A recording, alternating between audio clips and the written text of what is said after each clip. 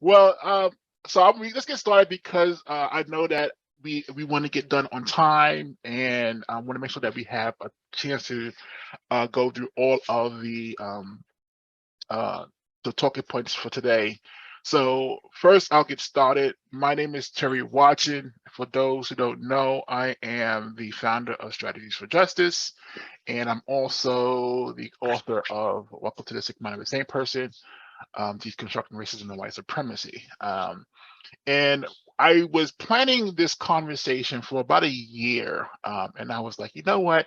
I have too many friends in the DEI work to not have a robust conversation.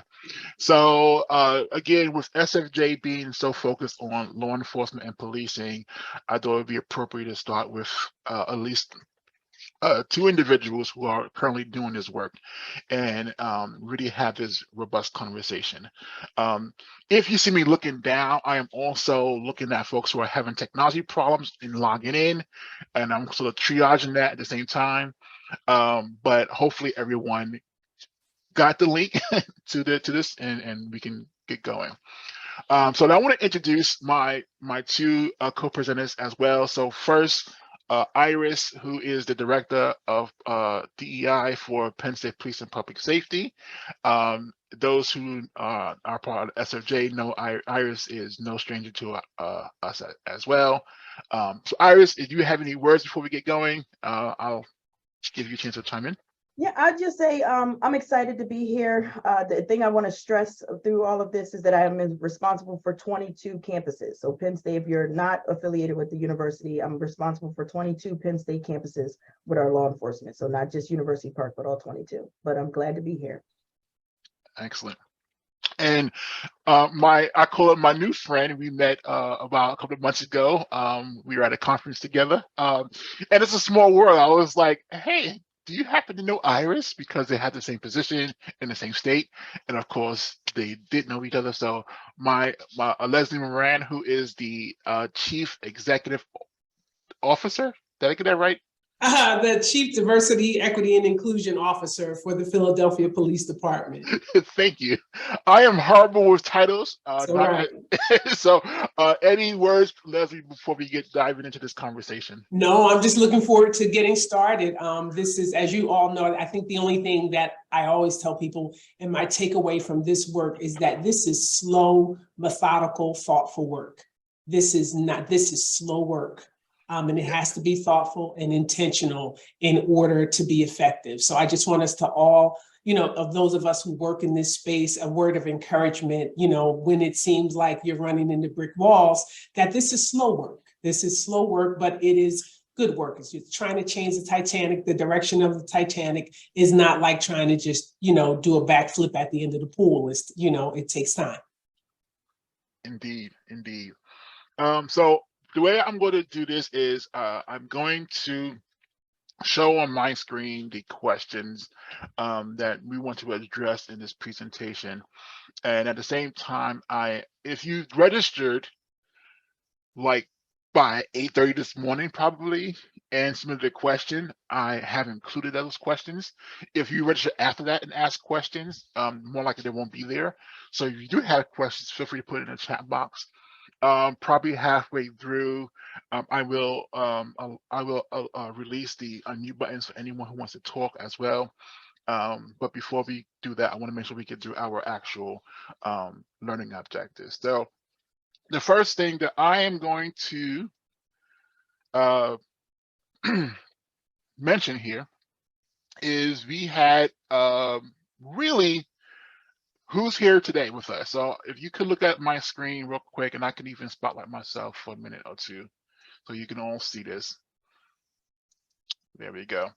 So we have the majority of us are from Pennsylvania in this conversation. Again, this data was pulled early this morning, and then some of the other states sort of sprinkle around there, right? So we got folks from New York, Washington, I think Illinois, Massachusetts, et cetera, et cetera. So that's the first thing. So we do have a good, robust representation from the states. And then as far, I asked a question about, your role, as it pertains to, what you do. And you was able to select multiple as well. Again, I see a lot of us are from higher ed. I do see some law enforcement here, active law enforcement, retired law enforcement, others, of which I don't know what the others are, but I imagine that will come on the conversation. Community members, and so on and so on. So we're always trying to get a good, robust representation from people who are attending. With that said, the first one, and we're going to dive right into this, the first learning objective, which was what mistakes are typically made when attempting to undergo DEIB initiatives. Now, for those who this is so we're clear what DEIB is diversity, equity, inclusion, and belonging. We are in a world of acronyms, and we constantly do that. So, I want to get open the floor up to Iris and Leslie to think about it. What are some of the typical mistakes are made when people are first attempting? I think organizations or departments, whatever, are first attempting to undergo DEIB initiatives. I'll start. For me, let's start with diversity, right? And a presenter that I just heard said this, and I'm not going to say it as smoothly as he did, but we get caught up on the big three when we hear diversity. We get caught up on race, able body, and other. When I like to tell people I wear glasses, I have short hair, I'm full figured, I'm from Philly, and you have the list goes on for different pieces or characteristics of me that make up my diverse platform or my diverse, area. So I think that's the first thing, is that some people just get hung up on race and ethnicity, society. Whenever you hear about diversity, that's the first thing that we talk about. And so I think that's the first mistake, is that some people, when we come into these positions, go, well, we don't have that issue.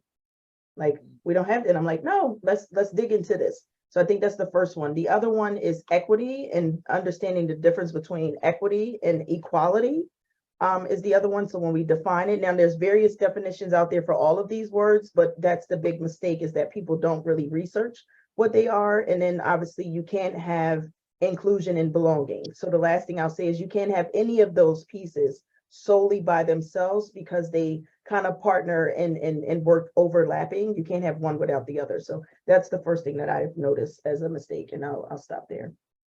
I couldn't agree more. My first thought when I saw this question is thinking that DE&I initiatives are limited to race, sex, and gender, when it's far more inclusive than that. It involves age differences, ability differences, religion, nationality, sexual orientation, all sorts of things. And we just get caught in on sex, race, and sexual orientation when it is pervasive. I think the other thing is that we really make mistakes in thinking that this is project-oriented work instead of holistic throughout, its pervasive work throughout the entire organization, that DE&I work is not work that is add-on once decisions are made, and then you pass it off to the diversity, equity, inclusion person and say, hey, could you look at this from an equity lens or a diversity lens and see, does this pass muster? The DE&I work has to be done from a strategic level. It has to be involved in every aspect of the organization, even the things that you don't think about. So I think that's one of the biggest mistakes. When I started this work, I said, I belong up in the balcony, looking down on the dance floor to make sure that everyone's dancing and the party's going well.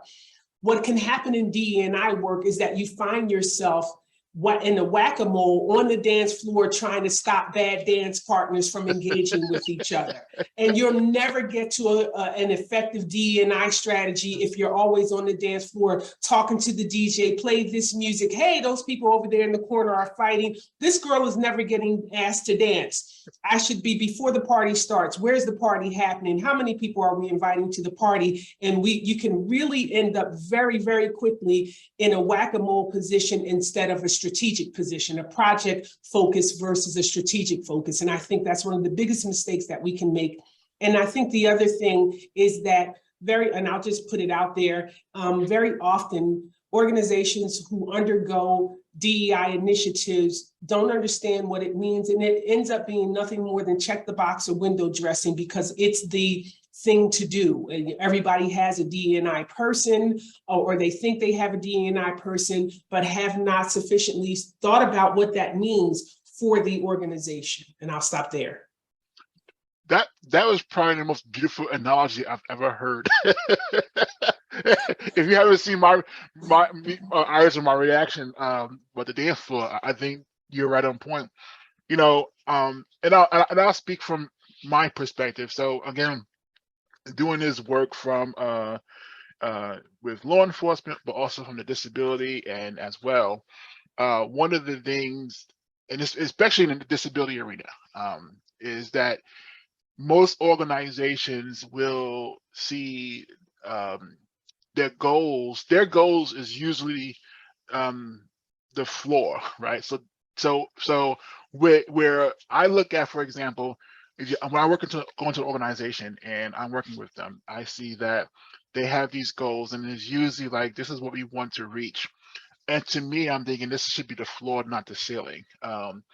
And so one of the biggest, I think the biggest mistakes that I usually see is when we go into a space and they say, well, we want to, for example, we want to make our work accessible to this population. And I'm thinking, well, okay, that should be the floor, not your actual goals. Your goal should be to remove the barriers, so that people can actually just access it without having to ask for an accommodation. So my biggest again, going back to that question, is when we look at DEIB, we're typically not on the same page of what our ceiling and our floor is. And I think any organization that is trying to undergo a DEIB initiative should realize that their goals may not be really part of the inclusion model. So that's one piece for me. But Leslie, that was a great analogy. I know that dance floor, because those of us that do that work, as we are viewing, as you said, the dance floor, we sit in the wrong. We have this inclination to want to go to that space and fix it, and then we get stuck there. And I think that's where burnout comes into as well, because when we start dancing, we then get tired as well. Anything else? I think that was a great. I mean, I don't want to hold it to this one or two mistakes, but anything else that you think is crucial when we're looking at DEIB that people typically make mistakes on? So I also think that we focus that the diversity piece of it gets an inequitable amount of attention, and we're not paying enough attention to equity. Equity is what are the barriers to the diversity and the inclusion that you're looking for. I think, we all have a fairly good understanding of what the diversity is. We're all looking at our differences. We need to increase representation, right? But equity talks about looking back. You have to look back in order to move forward when you're addressing equity. And that's where we get stuck. That's where individuals get stuck. That's where organizations get stuck, because historically, there are some barriers. There's a reason why you're not as diverse as you want to be, why your representation doesn't look the way it looks, right?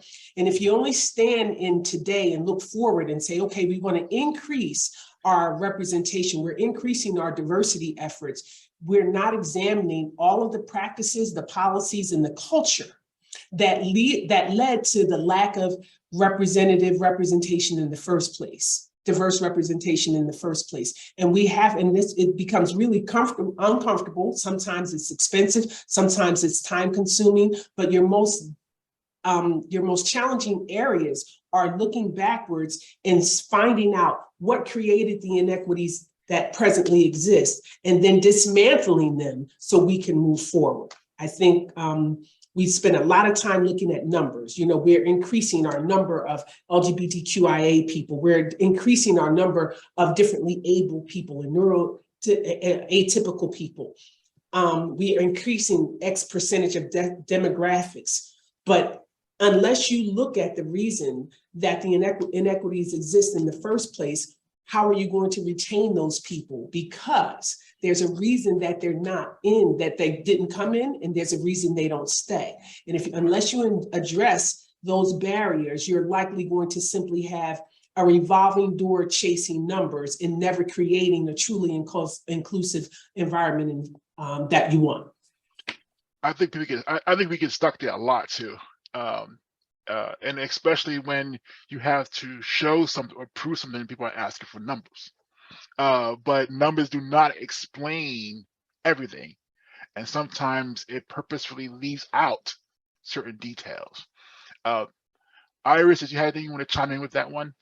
Yeah, I was just going to add really quickly from law enforcement, right? These positions that Leslie and I are in is new to the culture of law enforcement, right? And so we're coming in with a different lens than the general person. I don't have a background in law enforcement. That was intentional when my supervisor hired me, because he's like, I don't want somebody that has a law enforcement background because they're going to come in and continue with the status quo. I want somebody that's going to come in and challenge us and that's going to critique us. And so Leslie and I, again, I'm not going to tell Leslie stories that has the DA background. So again, not necessarily law enforcement, but that law side. So she's bringing that to the table. And so my last thing that I'll share is the mistake that takes place, because again, we can go down this for days with just this one, is that I will speak for myself. People hear diversity and they say Iris is diversity. Mm-hmm. That's the other part. That's why we get stuck on the actionable pieces, which is the equity, the inclusion, and the belonging piece. Those are the actionable pieces. Yes, diversity can be measured in that sense of how many numbers of X, Y, and Z we have.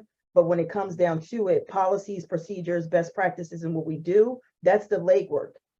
Yes. And sometimes because in this field that we're doing, it's new, we're starting these things from the ground up. We're going back and going, what policies do we have? And we can talk about that later, that we need to include to have a female, have somebody in the LGBT community feel included, because I'm going to bring them in. But if the policy still dismisses them, again, as Leslie said, we invite them to the party, but then they're not going to dance. Yeah. Because they don't feel included. So I'll stop there. You know, you both bring up really two great points, and that is it's different when you are the first, and both of you are the first in Leslie, the first person in the Philadelphia Police Department, and Iris at Penn State, to have to come in and build it from the ground up. And I want folks who are on the chat and the on this call, if you are in that position or know someone in that position, just put yes in the chat box. I do want to move on to our next question, because I think this sort of, you both open this door too. And again, I'm going to show the question. I'm going to switch gears because I got some messages that people are saying to me that they cannot see the screen. So I want to go ahead and share it like this instead. So this was the next part of it, was well, we talked about this one already. The next one was, what acknowledgments must be made before undergoing an initiative with DEIB? And this one, I think, Leslie, you and I talked about this at the conference as well. And I would just joke, I was joking with Iris about this. I said, well, Leslie, we had the conference together, and the word that came out was implicit bias, and you and I looked at each other. We had to be at the same table. I was like, oh man, here we go. And you know, one of the things that I don't want to tell that story, because Leslie, I think that was you and I, that's also how we sort of meshed too. But for me, and I'll open this up, is one of the things that I get in trouble for saying this a lot, but I think it's really important. And that is, when we are looking at doing this work, what must be acknowledged is that it does cause harm to the person that is doing the work. I haven't really heard someone say, yeah, I'm doing DEIB and it's just fine and dandy. Like, it's just going perfectly fine, and everyone loves each other, everyone's getting along, and it doesn't, if you're being invited to do this work, there's something going on that needs to be addressed. And that has to be acknowledged up front. And I've gotten in trouble for saying this plenty of times. And it's going back to the topic of the presentation, about presentation versus representation, is that one of the things that I've acknowledged is that when people are doing this work, some organization is looking for presentation and not really representation. So with that said, I'm gonna stop sharing that. And Leslie, go ahead, you can jump right in, because I want to sneeze. Sorry. Oh, well, God bless you. I think what we have to acknowledge is exactly where we are. First of all, everything is an implicit bias. What's unspoken is the explicit bias. You know, we keep talking about and bringing in and spending money and writing checks for implicit bias. And what you need to do is acknowledge explicit biases, implicit biases, but any organization has to acknowledge where it is before it can proceed with undertaking this work. I think that's the biggest thing, is that, and that there are many people, many players, many stakeholders who are unwilling to face that work. I think the other thing that has to be acknowledged is how difficult this work is, will be, and how uncomfortable all of us will be. It takes courage to engage in this work. It takes courage to sit with this work. Those of us who believe ourselves to be liberal, progressive, desiring of this work, we all have blind spots. There's room for growth. There are things we don't know. We all sit in privileges, that some of which we acknowledge, some of which we don't acknowledge. And that if you are doing this work and doing it well, all of us are going to be faced with the privileges that we hold and sit in, that we need to leverage on behalf of other people, and that we need to expand access for. So I think we need to acknowledge. Oh, Leslie, you muted yourself. I didn't touch anything. I don't know what. No, that was my fault. That was Terry. Terry shut me up. So I'm going to be quiet now and let Iris answer the rest of that question. So someone was coming in. I was trying to let them in, and I guess Iris beat me to it, and it said I clicked on your name. Oh, but I can finish there and yes, pass the mic. Please do. Please finish, Leslie. Sorry. No, I'm good. Iris, you can pass. Yeah, I think the other thing about acknowledgement, and Leslie, you hit on this, is that we have to realize this is not a single thing. It's implemented in everything we do. And so right now, like we mentioned, I took for the last 2 years an internal and continue to take an internal look at our department. Where are our biases? We got to own our biases. We got to own our triggers before we go out into the world and then say, hey, you're doing this right, you're doing this wrong. We got to kind of own our stuff internally. The other thing when we talk about it could be heavy for folks that do this work, comes down to, we typically do this work isolated.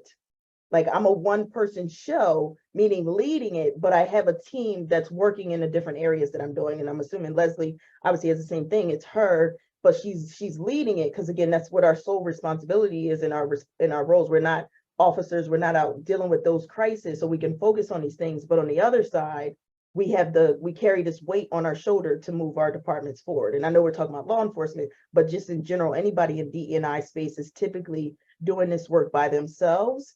And people don't realize the lift that comes with that, or the heaviness more so that comes with that, is what I wanted to just add. So acknowledging that before you undergo this, own your own biases, understand some of your biases. And the last thing I'll say is that even though I'm the director and Leslie's the chief, we're not the expert matters at it all, but we do then challenge ourselves and each other to go, hey, let's think about this. Terry, let's have a conversation about this. So that's the other thing that I would like to acknowledge beforehand, if anybody goes into this field. Yeah, you both hit on something that is really important to me too. Like, whenever I'm doing the work, I always say that expert and expertise is the dirtiest word in the English dictionary, because that means we're not willing to learn. And so whenever we are doing this work, and especially at DEIB, is there's not a level of expertise you're bringing to the table. Really, it's really a perspective that you're allowing folks to see. And another thing that I always say that sometimes gets me in trouble, but it's important to be said, is that I do acknowledge that when folks are trying to do this work, I'll give you an example. When I was with the conference last year, Leslie, the NABRIO conference last year, we were listening to a lot of Black officers discuss some of the hardship they have in either being the only Black officer in the department or facing discrimination, et cetera, et cetera. And after listening to these stories over and over again, they start talking about diversifying the police department, right? And I was like, well, why would I want to bring another Black body into a space that I'm hearing nothing but trauma? Like, that doesn't make sense to me.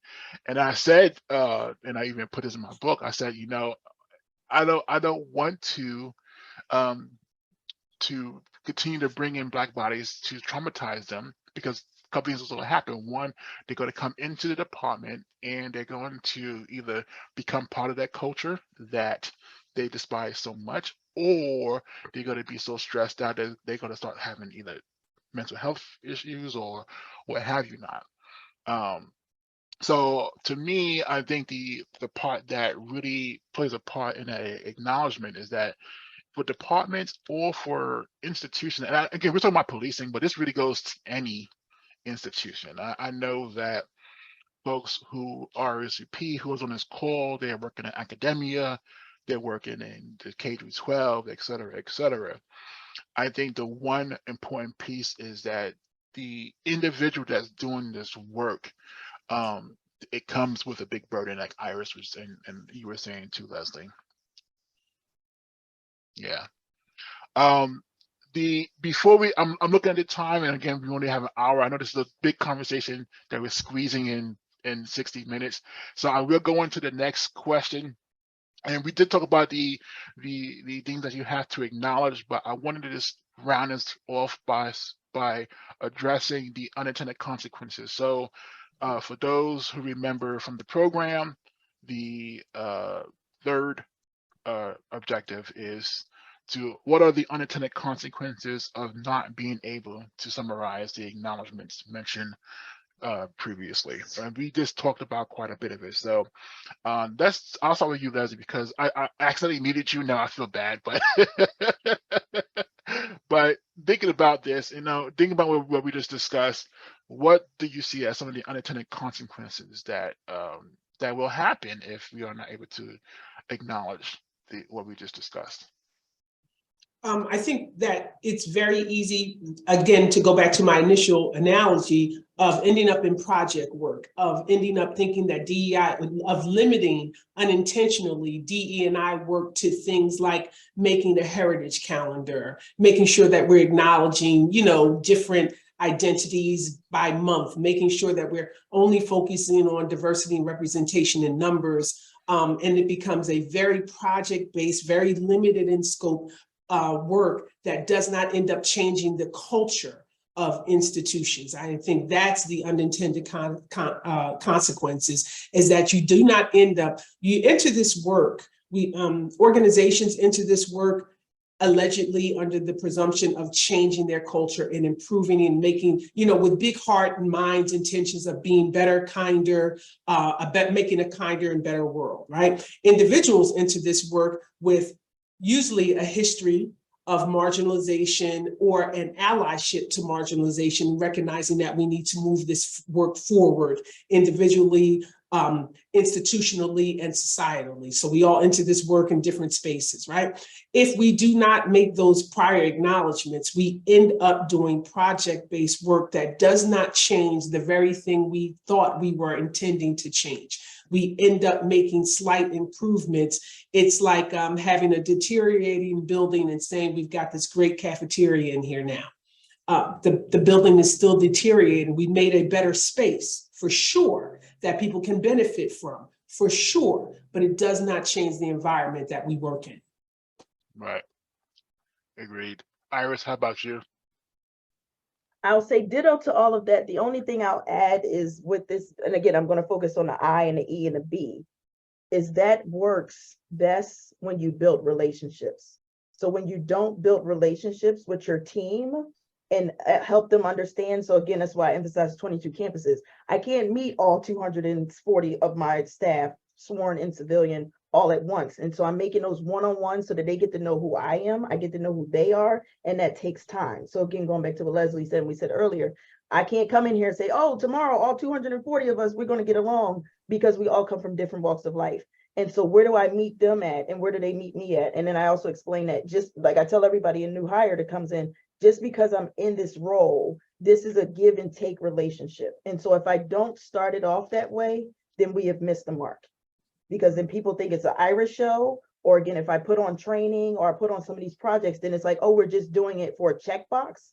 And again, I go back to, I'm not a checkbox. I didn't get hired just because I'm a person of color or a woman or someone that doesn't have law enforcement. I'm coming to the table because I'm advocating and pushing and challenging us. So I think if we don't recognize that for whoever your supervisor is or whoever's leading this, then you've missed the mark, and you're gonna end up just being what we consider a checkbox. You're here, we hired that person, but we're still doing the same work. Yeah, the checkbox analogy too is something that, Iris, and you and I talk about quite a bit. One of the biggest dangers about the checkbox is that it really it doesn't change any culture. It sometimes it might even draw some cynicism. Like you come into a space and now you figure, okay, as long as I check this box, I'm good to go. And then once you have to check the box over and over again, you've become sort of like, oh, why I gotta do this again now, and you're not really getting any buy-in to that space. So one of the things I want to do, first of all, any other on that, because I'm looking at the time and I do want to address the other questions that came in from the participants as well. But anything to add to that? Okay. All right. So for those who added questions at the beginning, and unfortunately for Leslie and Iris, I didn't get a chance to send those questions to like this morning, maybe even like late morning, should I say. So not a lot of thoughts were put behind it, but the questions I think sort of really was geared to what we discussed today anyhow. One of those questions that came through was, can you provide any best practices that support how to select the best approach for your organization? One thing that I'm going to echo my sister from another place, Tracy Kesey. So those who don't know Tracy Kesey is one of the co-founders of the Center for Peace and Equity. She's also was one of the first DEI persons for the NYPD, and I believe maybe based out of Colorado too. But do not say the word best practices around her. One of the things she reminds us also so much is that we've been practicing long enough. We want evidence-based. And one of the things that I think, even with the work that I do, is I always say when you're practicing on people who you are intended to impact, you also have the opportunity to cause them harm. And so the word best practices I typically avoid, but I do want to open that question. So any thoughts on how to best approach your organization if you're trying to start a DEIB? Iris, I've been going first. You go. No problem. And again, I'm going to go back to this, the relationships, right? Building relationships with your colleagues. I think, again, we say best practices. So I'll use the example. We're part of Big Ten. Penn State is a part of Big Ten. So whenever we say we want to research our best practices, we go to our other Big Ten schools who are typically doing the same thing, trying to find their best practices. And the uniqueness, again, I'm going to emphasize 22 campuses. Nobody else in the Big Ten system has 22 campuses. I'm taking law enforcement out of it, just 22 campuses. So I might go to Purdue and they might be doing something great for them, but I can't take exactly what they're doing and then implement it here. I can take some of what they're doing and go, how does that work for my team? How does that work for my institution? And implement it that way. Give you a perfect example of something that I implemented. We are now using, it's called Transparency and Accountability Initiative, where we're publicly sharing our policies, we're publicly sharing our demographics, we're publicly sharing some other information that the community has been asking for. But we were one of the first 2 universities within the Big Ten to put this together. It wasn't done before then. So there's no best practice because this is a culture that's different than what we've ever done. So we had to just trial and error, put it out there, let the community know we heard you, but we need your feedback to help us be best at what we're doing. Not best practices, but be best at what we're doing. Because what's working at Purdue and what's working at Philadelphia and what's working at here, it's not going to work for us. And so I think that's the big piece, that when I hear best practices or best approach, is that we typically look at another institution or another place and say, oh, well, we're just going to do what they're doing, but it doesn't fit for us. Leslie has what, 22 districts, kind of something like that, right? I have 22 police districts, 6,000 right, sworn officers here, right? So we joke that we both could say we have 22, but her 22 districts look very different than my 22 campuses. So we can share some insight and some ideas, but it's not going to be best practice. So I think it's important to know your institution or know your department to be able to implement some of those changes is what I look at. I think it's okay to start with surveying best practices and just getting knowledge of them, right? Because so that you'll have some understanding of the foundations and the principles. But I think I agree. I'm building my plane as I'm flying it, literally every day here. You know, this is new to the Philadelphia Police Department and relatively new to law enforcement, you know. So there are only, I think, 5 large cities in the country with DE&I officers: New York, LA, Baltimore, Philadelphia, and Washington, DC. I think, and I think New York's department existed for 5 or 6 years, maybe, right? So we're not talking about a ton of, quote, expertise here. You know, we're all doing this by trial and error, but I think what it is important is to establish, you know, I've been in my position for 6 months now. So here's some things. So what I think it's important to know, walking for anyone who's new. I think we saw a couple of yeses to people who were, you know, you're the first person. I think it's important to, when you come into this organization or as you're interviewing or as you're beginning this work, where do you fit in the structure of the organization? I do think one best practice is that the DE&I person should report as closely as possible to the top of the organization. You should not be hidden under HR. You need the authority. I don't believe a lot of work should be top-down work. I think most work, if you're coming in to do something for me, you need to do it with me from the ground up. But DE&I work needs to come from it's top-down work. It has to, the commitment to DEI work has to come from the top. And so the closer the DE&I person, executive manager, director is to the top of the organization, the less resistance you will get and the more support you will get. And I think I report directly to the police commissioner. I see tone at the top. Exactly, Colleen, exactly. I report directly to the police commissioner, and having been in this department for 6 months, I could not be more grateful that I am not under anyone else's authority other than the police commissioner. I also think it's important to, before you undertake this work, what's your budget and staffing? You know, the department says, the agency says, we're committed to this work. And so sometimes the win is for the organization is hiring the position. And that's it. You get to put the picture of, a marginalized person, whether they're Black, Asian, Latina, LGBTQ. Okay, here's our, for lack of a better word, it's our token. It's our DE&I token. And that is the win for the organization. So as the practitioner coming into this work, you got to dig a little deeper into either in the interview process or once you get into the organization, you've got to ask the tough questions. And if they've hired a DE&I person, they should be prepared for the tough questions. Where your commitment to this work is evidenced by the time, talent, and resources you're willing to commit to the work. So ask those questions very early on. Where do I sit? What do I get in order to get this work accomplished? And you need to be very clear on that. You need to advocate and fight for that, because otherwise this work can't be done for free. It can't be done under-resourced and understaffed. I got chills. Hit the nail on the head right there.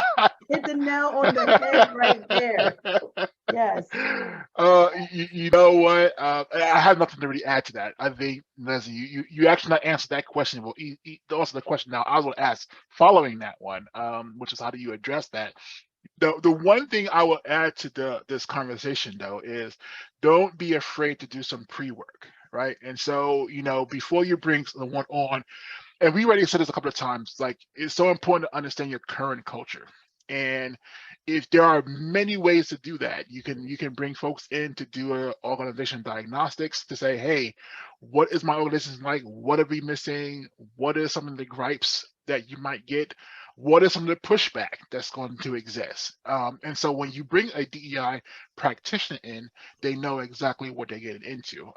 But everything that Leslie and Iris has said as well, we hear this all the time, is we hired a director of DEI. Great, now what? Right? Again, I talk about the ceiling and the floor, like, and sometimes that's their ceiling where they really should be their floor. They really should be their floor. And so, nail on the head for sure. I am looking at time, and I want to open up anyone that want to unmute. I know, Leslie, you have a hard stop, and so I want to make sure that people have the opportunity to ask questions. So I am going to take this pause, and anyone who wants to unmute and ask a question, feel free to do so. Otherwise, we'll keep on going. But I do want to make sure that folks who have a question can ask.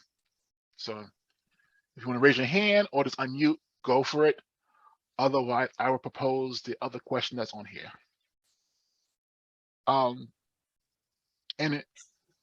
Someone unmuted? Oh no. Okay. So the one thing I'll ask to here, Leslie is and Iris, there was a question that came in here about resistance. Whenever DEI is proposed, there's a resistance. I will say, even when we advertised this program and it was on social media, the trolls came out to play, right? And I'm a person that actually do read the comments, and I was like, So, like, one of the comments that came through was, "Oh no, here we go. We're gonna hate all white people." And I was like, wait a minute. There's nothing in the advertisement talk about race. I mean, I was very peculiar on not putting any identity in the advertisement, but the word DEI became this target for trolling. And so pushback is one thing, but I see we have a hand raised, so I'm gonna pause that question. Go ahead, Michelle. Now, my question for everyone is, so what are you doing to ensure that you are taking care of yourself, because this is hard work and you can't do it by yourself, but what are you doing to ensure that your own personal well-being as you take on these challenges as first in these organizations? I took this job at a point in my life and in my career where less is at stake for me. I'm 55 years old. I'm closer to retirement than not. I have less to lose. I'm more willing to take risk and hard stances, more willing to walk away. So that's just background for where I am mentally. Secondly, I have a good trove of friends, and I have a very clear delineation between work and home. When I leave this job, I leave this job. I do not think about it until I arrive back the next day. I do not take work home. I work, I come to work, I work hard. And when work is done, work is done.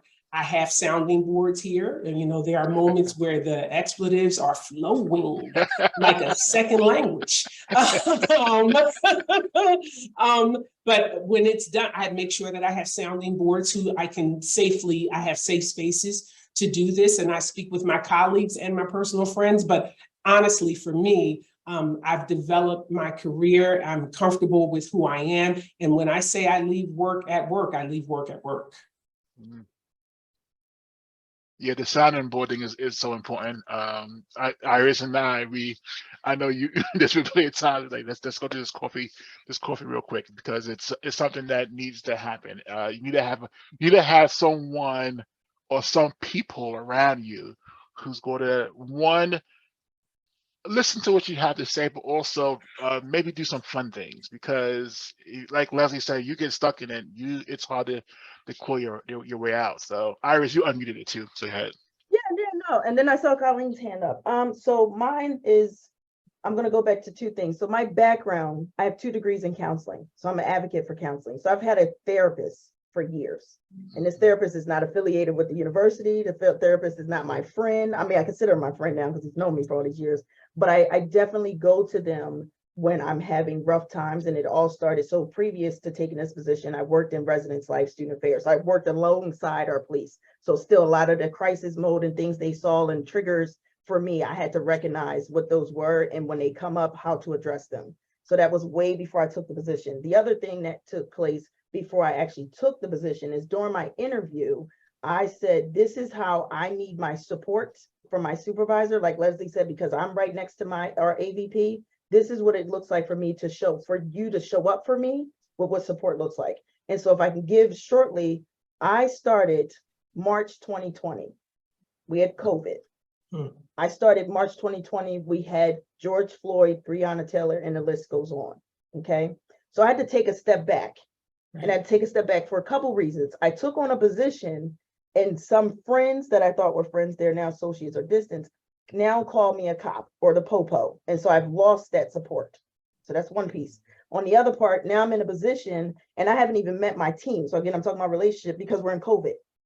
And so they don't know how to show up for me because we're trying to show up for each other in the sense of COVID. And so that's what I need. I needed to take a step back. And when I called my boss, my friend, I called him and said, hey, Charlie, I need a moment to kind of process all of this. He accepted that, he understood that, and he gave me that space to do so that I could then show back up to be who I am every day that I come to work.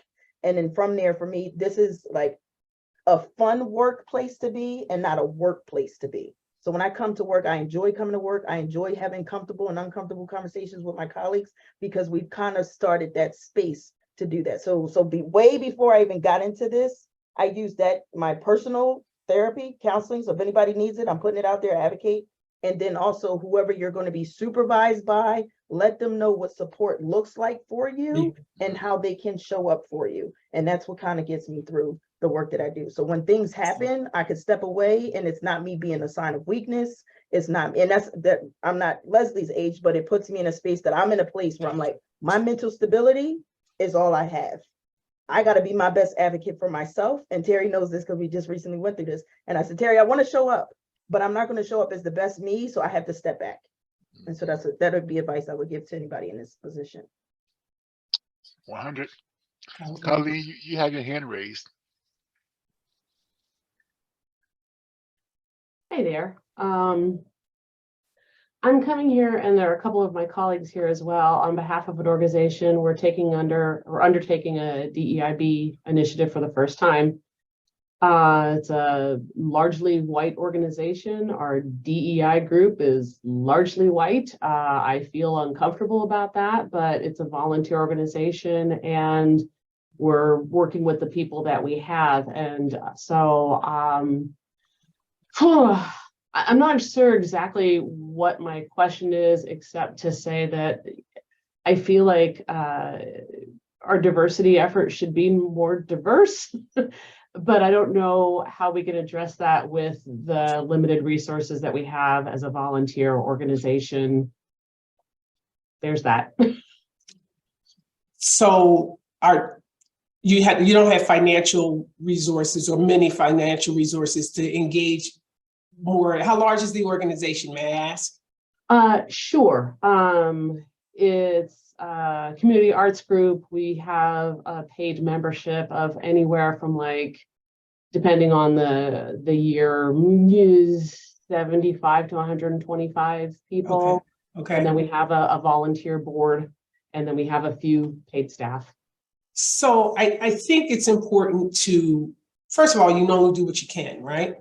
And although we started this with like not limiting DE&I to race, gender, but when you have volunteers and you have limited resources, you've got to do what makes sense and what's free. And so there's a lot of free anti-racism work, and some of that work, the fundamentals of that work, can be extrapolated into other DE&I areas, right? But there's something, you know, there's personal equity, there's professional equity, there's organizational equity. So I would charge you with going to the organization, your board, your volunteers. When we say we're doing this DE&I work, what are our goals? What are we trying to do? What do we need? And you've got to get past the feel-good pieces of it. You know, there are numerical pieces of it. And then are you trying to create better policies? Are you trying to create better culture? Are you trying to have more people, more diverse representation in your audience, in your membership? clarify what your goals are, right? And once you do that, then I think you'll be able to find free resources. Like there's something called Showing Up for Racial Justice. Is it really, are you familiar with that? Yep, we have a local chapter. Right, there you go. So I think you can delve into that chapter, whatever chapter you're in, and make the best use of the free resources that you can. Again, when you're talking about limited resources, you do the best you can with what you have. Yeah. I hope that makes sense. I don't know if that was helpful, but it is. I mean, that's why 3 of us are here today. I think clarifying what you're trying to do is a really important step. And I think that step is going to take more time than you think. You know, it's more than we know we're all white and we don't want to be all white.